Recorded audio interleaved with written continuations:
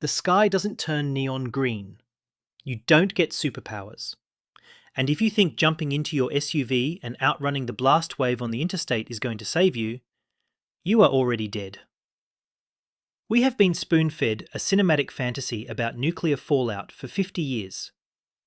Movies tell us to look for glowing barrels and leather-clad mutants. The reality is much quieter. It looks like dirty snow. It smells like ozone and ash. And it kills you by quietly erasing your cellular DNA over 2 agonizing weeks while you watch your children suffer. You are sitting in traffic on Interstate 90 outside Chicago. The radio cuts to static. A flash of light, brighter than 1,000 suns, burns your retinas through the rear-view mirror. Panic grips the highway. Cars crash into each other as people slam on the gas, desperately trying to flee. That is your first mistake. The absolute worst place you can be during a nuclear event is stuck in traffic. A modern vehicle offers a protection factor of roughly 1.5. It provides zero shielding against gamma radiation. You are sitting in a steel coffin. You watch a man jump out of his sedan and sprint toward the highway overpass. He thinks the thin concrete of the bridge will act as a shield against the blast wave. He is reacting purely on instinct, driven by action movie logic. But a bridge offers zero structural integrity against a nuclear overpressure wave. When the shockwave hits, it will turn the concrete into lethal shrapnel. He is running directly into his own execution. You stay low. You analyze the environment. You do not let panic hijack your prefrontal cortex. In the movies, radiation is always glowing. It acts like a neon warning sign. Out here in the real world, ionizing radiation is completely invisible, odorless, and silent. You cannot sense it until it is far too late. When that warhead detonates, it vaporizes concrete, dirt, and infrastructure, mixing it with the highly radioactive fission products of the bomb. This material is sucked high into the atmosphere, cools, and falls back to Earth as fallout. It looks exactly like ordinary dust. If you trust your eyes to tell you when it is safe, you will die. You have roughly 15 minutes between the flash and the arrival of the fallout plume. If you wait for the government to text your phone, you lose. You need to abandon that vehicle immediately. The official government protocol is simple. Get inside, stay inside, tune in. You grab your go bag from the trunk. Your kid is crying in the back seat. You do not have time to comfort them. You scoop them up and run toward the nearest massive, dense structure. An underground parking garage. The concrete core of an office building. You need mass between you and the sky. Hope is not a strategy. Most people guess they know what to do. They guess they have enough supplies to last a crisis. But the math says otherwise. When the sirens wail, guessing gets you killed. Go to protocolsurvival.com right now, calculate your survival score, and enroll in our free Catastrophe Survival 101 course. Do it today. Get the training before you need it, because when the grid goes down, you will default to your exact level of training. Secure your knowledge base now. You find an old masonry bank building with a deep basement.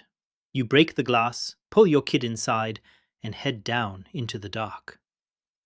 Outside, the dust begins to fall. It coats the streets like a grey winter storm. People are out there, wandering, filming the ash on their phones. They think they survived the worst of it.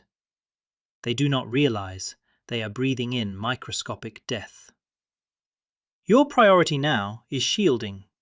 You need to understand a concept called halving thickness. It is the amount of material required to cut gamma radiation in half. Hollywood tells you that you need a multi-million-dollar lead bunker to survive. That is garbage. You can use almost any heavy material to build an expedient shelter. You just need more of it. 4/10 of an inch of lead cuts gamma in half. but so does 2.4 inches of concrete, or 3.6 inches of packed dirt.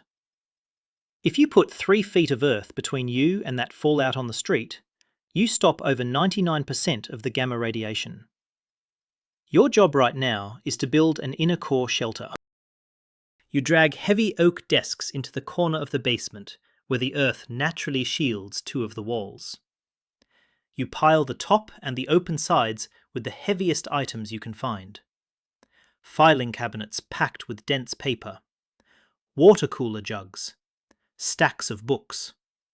6 inches of books provides the same shielding as an inch of concrete. You crawl underneath that desk with your kid. You are terrified, but you are not panicking. Because you understand the physics of the threat. You know that time is your greatest ally against the invisible waves. The adrenaline begins to wear off. That is when the cold reality sets in. You are trapped in a small space under a desk. You cannot use flashlights indiscriminately. Batteries are now a finite, non-renewable resource. You sit in absolute darkness to conserve power. Your daughter asks if her friends are okay. You lie to her. You tell her they are safe. It is the hardest lie you have ever told, but morale is a survival metric. If she gives up hope, her immune system drops. You must maintain the illusion of control. The most lethal radiation is emitted by isotopes with very short half-lives. Because they release their energy so rapidly, they burn out fast. This is governed by the 7-10 rule of radiation decay. For every 7-fold increase in time after the detonation, the radiation level drops by a factor of 10. If the radiation outside is a lethal 1000 roentgens per hour at hour 1, you just wait. At hour 7, it drops to 100. At 49 hours, it drops to 10. By 2 weeks, 99% of the lethality is gone. Your goal is not to live in this basement forever. Your goal is a strict 72-hour lockdown. If you can shield yourself from the intense gamma radiation for just 3 days, your chances of surviving the plume skyrocket. But those first 3 days are going to test every ounce of your sanity. The grid is dead. The ventilation systems are silent. It is just you, your child, and the terrifying silence of a dead city above you. This is where the real survival begins, down in the dark. Hour 12. Your daughter complains of a headache and extreme thirst. You cannot just hand her a bottle of water from the tap. Municipal water pressure is failing, and open reservoirs are actively collecting radioactive ash. You brought 2 gallons of sealed bottled water in your bag. You need that water so your child does not look at you with cracked lips, asking for a drink you do not have. Guilt is a stronger motivator than fear. You ration it out, ounce by ounce. Every single sip must be calculated and earned. Movies show survivors scooping up glowing water from a puddle, boiling it over a campfire, and drinking it safely. That is a lethal mistake. You cannot kill radiation. Boiling water kills biological threats like bacteria and viruses. It does absolutely nothing to radioactive isotopes.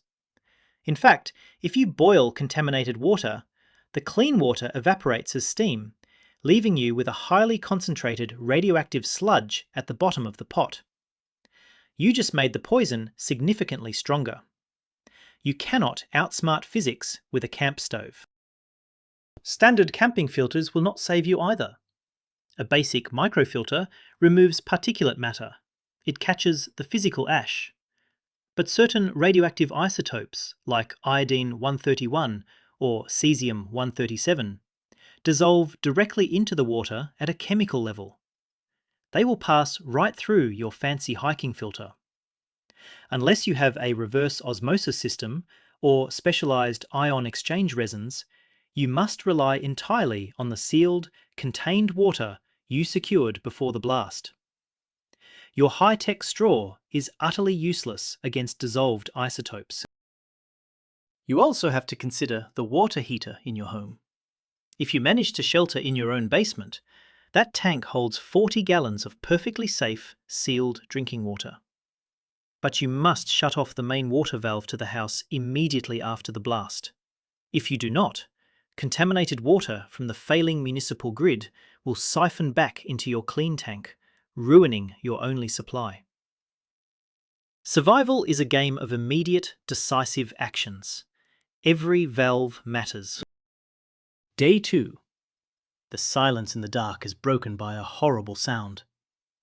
Someone else made it into the basement, hiding on the far side, and they are violently vomiting. This is the reality of acute radiation syndrome, or ARS. Hollywood thinks ARS instantly turns you into a mutated ghoul or gives you burns that bubble your skin. The truth is an agonizing biological process. The gamma rays act like microscopic bullets, shredding the DNA in rapidly dividing cells, specifically targeting the stomach lining. That vomiting is the prodromal stage of ARS. It is a terrifying diagnostic tool. If you are in a shelter and someone throws up within an hour of exposure, they have received a massive, likely fatal dose of radiation. If it happens later, they are in for a brutal fight. But here is the critical tactical truth. A person suffering from ARS is not radioactive. You cannot catch radiation like a cold.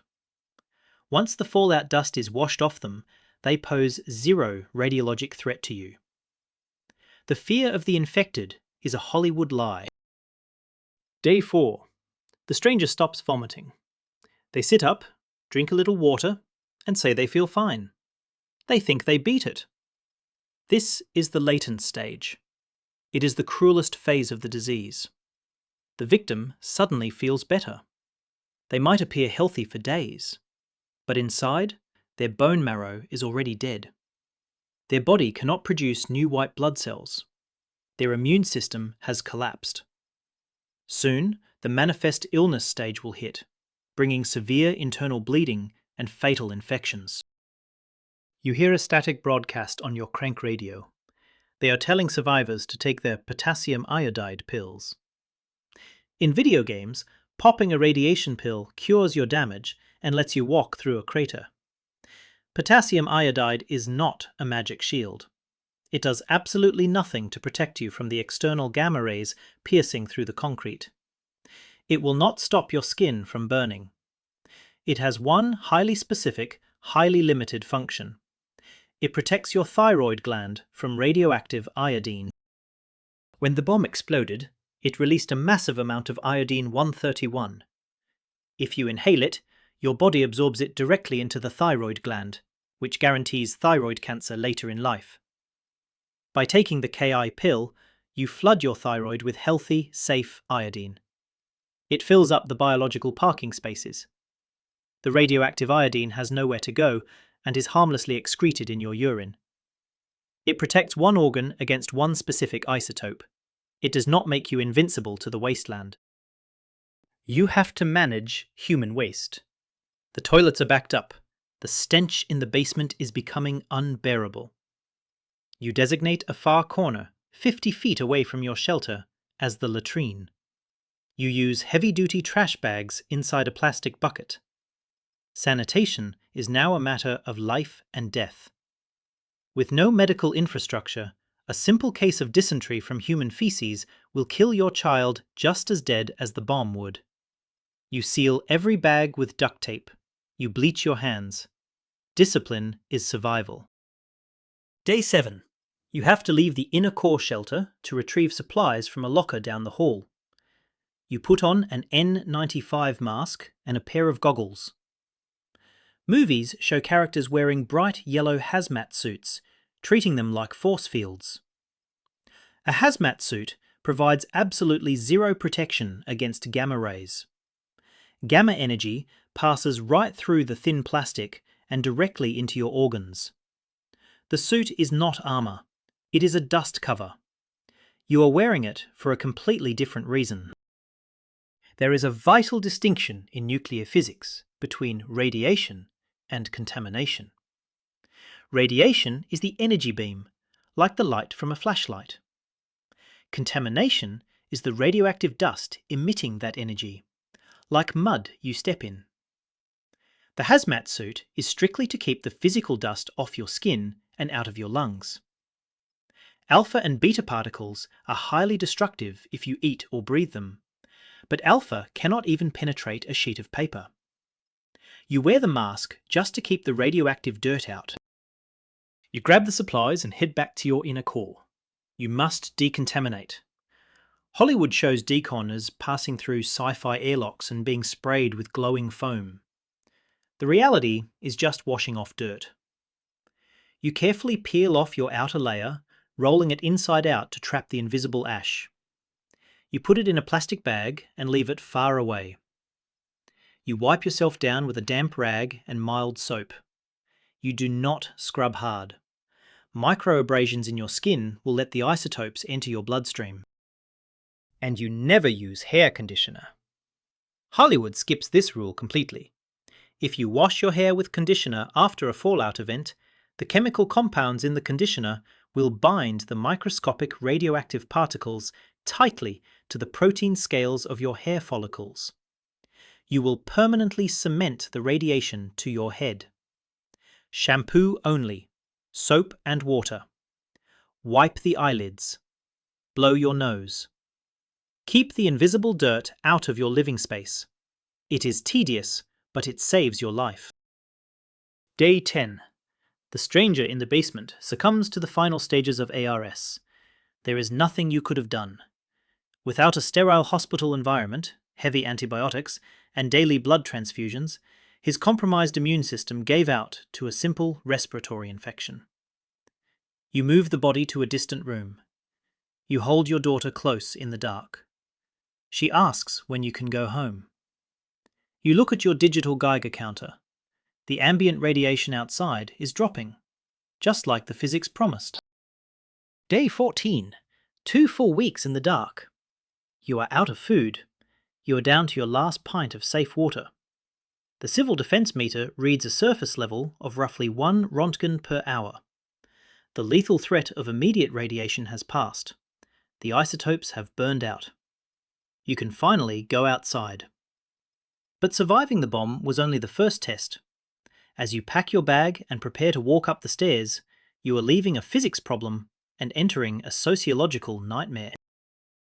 You have to accept that the world you knew on day 0 is completely gone. The stock market, your credit score, your mortgage, your career, none of it exists anymore. The only currency that matters now is calories, antibiotics, and ammunition. As you prepare to open the basement door, you leave your old civilian identity behind. You are no longer an accountant, a manager, or a salesman. You are a logistician. You are a security asset. You are a survivor stepping into a highly hostile frontier. Before you walk out that door into the unknown, you need a plan. When the grid goes dark, the cloud goes with it. You cannot Google safe routes or look up water purification methods on the fly. You need a command center that works completely offline. I built Protocol Survival to be that exact system. Secure your inventory, track your gear, and access your free training modules right now directly on your device while you still have a signal. Download the app today. Your life literally depends on it. You push open the street-level doors. The city is unrecognizable. It is not a crater of glowing green glass. It is a grey, silent tomb. Ash covers the abandoned cars. The buildings are intact, but the windows are blown out from the overpressure wave. You hold your daughter's hand tightly. Your objective is not to scavenge aimlessly. Your objective is to find a route out of the high-density urban zone without breaking your ankles or getting cornered by desperate crowds. You move with purpose, scanning the angles. This is where the tactical reality hits you. You might think the military will save us. You might tell yourself that FEMA or the National Guard is going to roll down the street in armoured vehicles, handing out MREs and bottled water to the survivors. That is the ultimate civilian cope. The government operates on the exact same vulnerable supply chains that you do. If the local grid is destroyed, the regional command structures are crippled. The Guard relies on diesel fuel, comms, and clear asphalt roads. Those roads are permanently blocked by thousands of dead vehicles. The EMP from the high-altitude burst fried the engine control modules on the heavy trucks. Even if FEMA staged supplies 100 miles away, they physically cannot get them into the city. The debris field is simply too dense. The radiation protocols mean federal workers are not coming into the hot zone until it is completely stabilized. Help is not coming. You are the first responder. You are the cavalry. Accept that fact right now. You need to scavenge to survive the trek out of the city. You break into a corner grocery store. It has been looted, but amateur looters always leave the boring stuff behind. They take the chips and the soda. They leave the canned beans and the white rice. Canned food is perfectly safe after a nuclear event. The heavy metal of the can completely seals the food from alpha and beta contamination. All you have to do is vigorously wipe the radioactive ash off the lid before you open it with your knife. You approach an abandoned pharmacy. The front is completely gutted. The shelves where the painkillers and antibiotics used to be are stripped bare. But again, people panic under pressure. They look for the obvious labels. You head to the back storage rooms. You look for veterinary medicines. You look for superglue to close wounds. You find a forgotten box of heavy-duty trash bags and duct tape. In a world without working hospitals, those heavy bags are just as critical as bandages for infection control. You find a plastic bottle of bleach in the cleaning aisle. This is a massive force multiplier. Unscented, standard household bleach can purify water against biological threats once you get out of the city and have to drink from streams. 8 drops per gallon. It will not touch radiation, but as you move further from ground zero, the radiologic threat drops and the biological threat spikes. Cholera and dysentery kill more people post-collapse than the initial blast trauma. You secure the bottle in your pack. You see other survivors emerging from their buildings. They look like ghosts, covered in grey dust. Some are coughing violently. Some are begging for help. Your empathy screams at you to stop, to render aid, to share your water. But you look at your daughter. Her survival is your absolute, non-negotiable mission. In a grid-down triage scenario, stopping to help a stranger who has already absorbed a fatal dose of gamma radiation puts your own child at extreme risk. You keep your head down and keep moving forward. We are taught to view the world through the lens of abundance. If you make a mistake today, you can go to the hospital. You can call 911. In the wasteland, a sprained ankle is a death sentence. A small cut on your hand, exposed to the filthy, contaminated environment, leads to sepsis within days. You must move deliberately. You scan the ground. You avoid shattered glass. You step over downed power lines, even though the grid is dead. You build strict operating procedures for every single physical step. You navigate through the suburbs. The physical destruction lessens, but the quiet becomes heavier. You are looking for a bicycle, a handcart, anything with wheels. You cannot carry a child, 2 gallons of water, and your gear for 50 miles on foot. You find a rusted wagon in a driveway. You load your gear. Your situational awareness is dialed to maximum. You are not just looking for supplies anymore. You are looking for human predators. Day 15 is when the stark reality of mass starvation finally sets in. The human body can survive 3 weeks without food, but the human mind breaks long before that.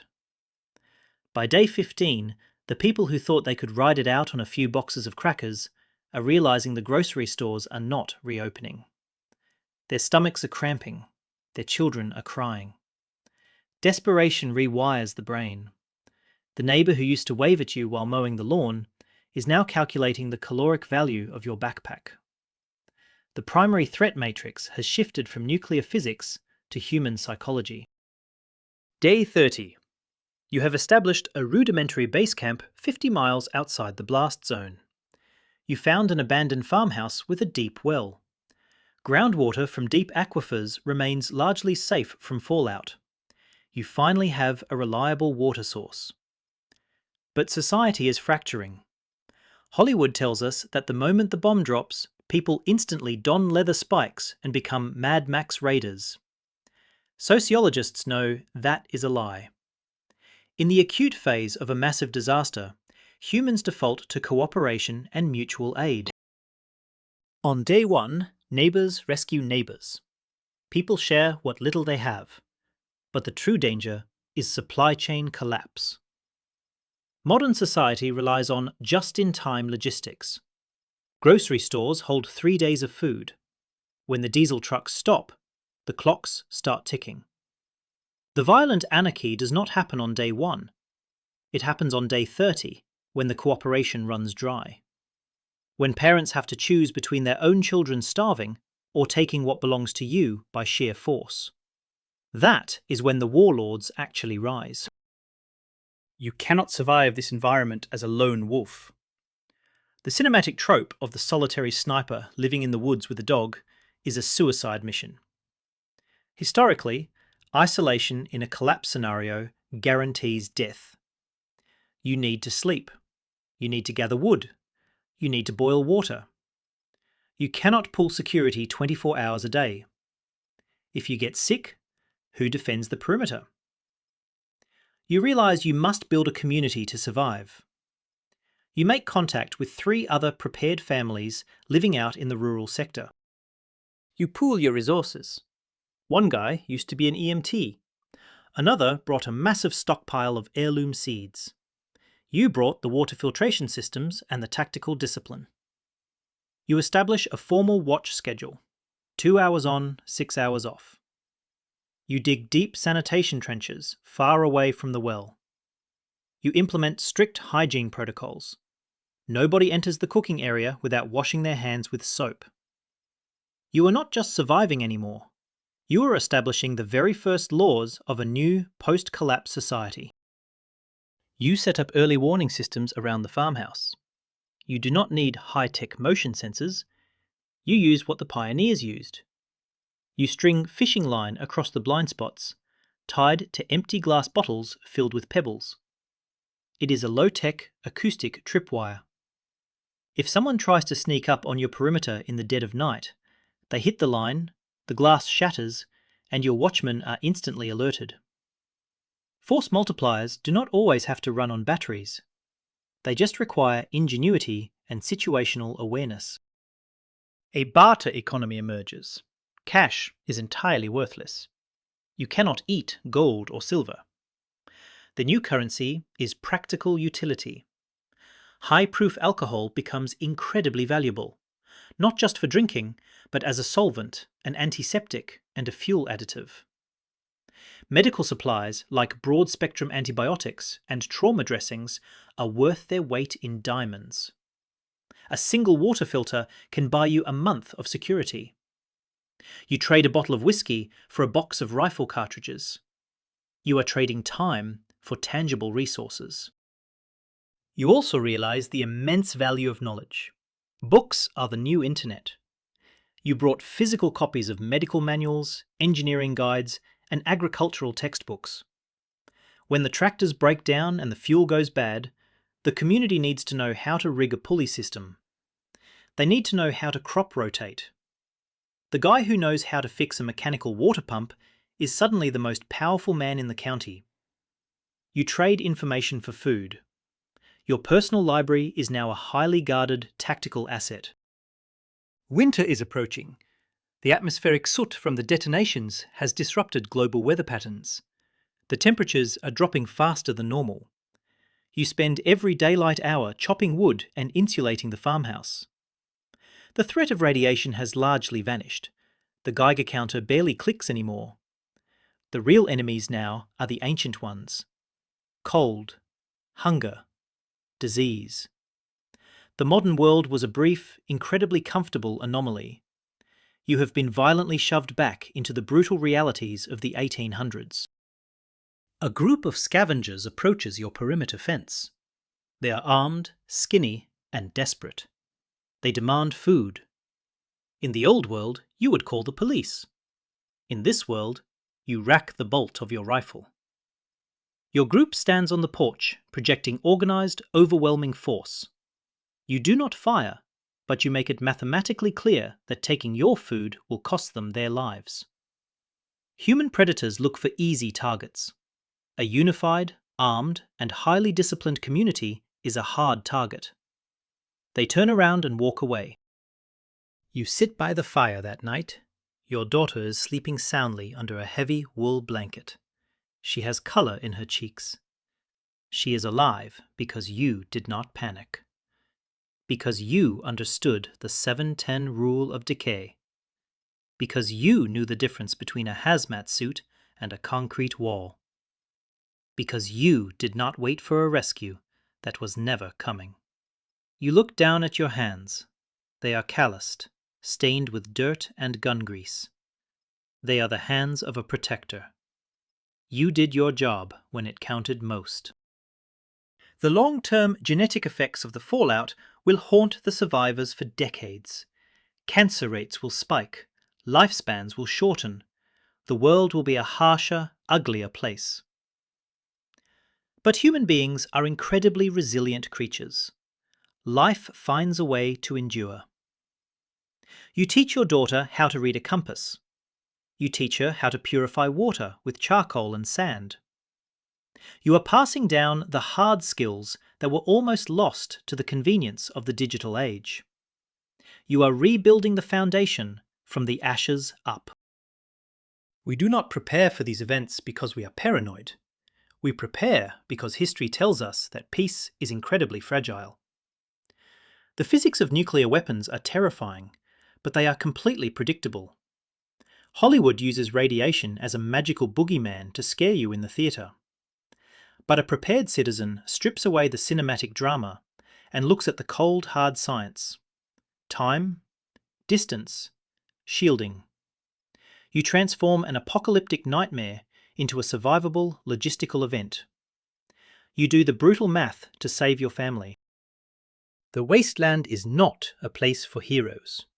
It is not a place for mutated monsters or lone wanderers with a shotgun. It is a grim, unforgiving environment that punishes ignorance with immediate death. It is a place for those who did their homework, for the people who studied the supply chains, understood the physics of decay, and accepted the responsibility of their own survival. The bomb simply removes the comfortable illusions of the modern world. It forces you to confront exactly what you are truly capable of enduring. So look around your home today. Look at your pantry. Look at the water heater. Look at the people relying on you to make the right decisions when the sirens start screaming. The infrastructure we rely on is a luxury, not a guarantee. We think the system is permanent. We think the rules of society will always apply. But the truth is much darker and much simpler. The grid isn't what keeps the lights on. It's what keeps the monsters out. Stay sharp, stay downrange, and get your house in order.